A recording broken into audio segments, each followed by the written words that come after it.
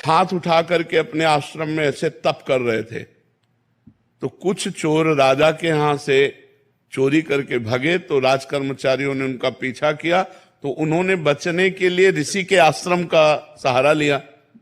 पर राज कर्मचारियों ने देख लिया था कि आश्रम में गए, तो आश्रम में घुस गए, तो चोर भी मिल गए और सामान भी मिल गया। तो राज कर्मचारियों को लगा ये बाबा जी का ढोंग कर रहा है, मांडव्य ऋषि को ये चोर रखता है और चोरी करवा करके ऐसा, उनको भी बांध लिया। अब वो इतने समाधिस्थ हैं कि उनको होश ही नहीं है, भगवान में इतने लीन है कि उनको होश नहीं है। राजा के पास गए, राजा ने तुरंत आदेश कर दिया सबको सूली पे चढ़ा दो, तो सबको सूली पे चढ़ा दिया और मांडव्य ऋषि को भी सूली पे चढ़ा दिया। सूली होती है एक भाले जैसी आकृति की, और उसको ऊपर से ले जाकर ऐसे छोड़ा जाता है, तो उसके गुदा द्वार में जितना घुस जाए अब वो तड़प तड़प कर मरता है, बहुत बुरी सजा है। तो जो ही गुदा द्वार में सूली इतनी घुसी तो उनको होश आ गया। जब होश आया तो पद्मासन लगा के बैठ गए सूली पे। वो तो महापुरुष थे, जो अन्य चोर थे वो मर गए थे। अब जब अन्य को सजा देने के लिए वहां लाया गया तो जो ही देखा पद्मासन में, तो भाग के गए, उनका कोई महात्मा सूली पे चढ़ा।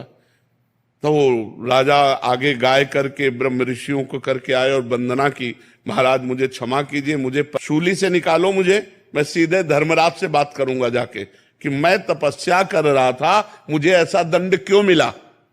क्योंकि कोई भी बिना अपने कर्म के दंड नहीं पा सकता, ये पक्का सिद्धांत है। तो सूली निकाली गई लेकिन निकल नहीं रही थी, लाख प्रयास किए, काट दी गई। तो उन्हें अणिमांडव्य ऋषि कहते हैं। वो सीधे धर्मराज के पास गए और धर्मराज से कहा कि मैं तुम्हें दंड देने के लिए आया हूं। इतने महान तपस्वी थे। मैं जब अपने आश्रम में तपस्या कर रहा था, चोर चोरी करके लाए, तो हमने उसमें क्या सहयोग किया, उस कर्म में मेरा क्या दोष था।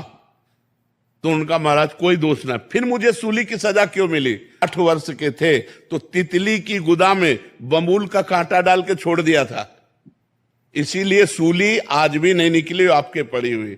तब उनका 8 वर्ष के बालक को ज्ञान नहीं होता।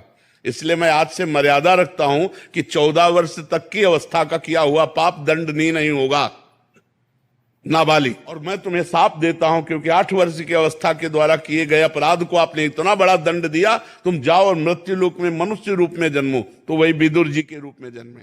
जो विदुर जी हैं साक्षात धर्मराज जी हैं। तो आपका कौन सा पाप कितना बड़ा है ये तो न्यायाधीश निर्णय करेगा, लेकिन सब पापों को नष्ट करने का एक उपाय है, नाम संकीर्तनम यस्य सर्व पाप प्रणाशनम।